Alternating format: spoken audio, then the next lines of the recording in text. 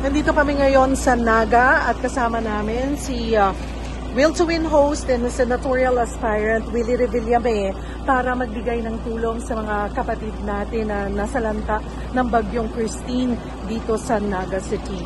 Anytime today ay magkikita sila ni former VP Leni Robredo para maiabot yung kanyang personal na tulong para sa mga nasalanta ng bagyong Christine. So, really, today ay inimit mo si former Vice President Leni Robredo? Yes, dito natin yung office space. Oo. And bakit dito sa Naga? Bakit Naga ang napili mo natulungan? Well, una, kahit naman saan lugar na mayroong mga kalamidad, dapat tulungan. It's just that nagkataon dito sa Naga, tinamaan sila. Even in Batangas, makapupunta rin ako doon. Saka yung nanay ko, tiga dito eh. So, yan.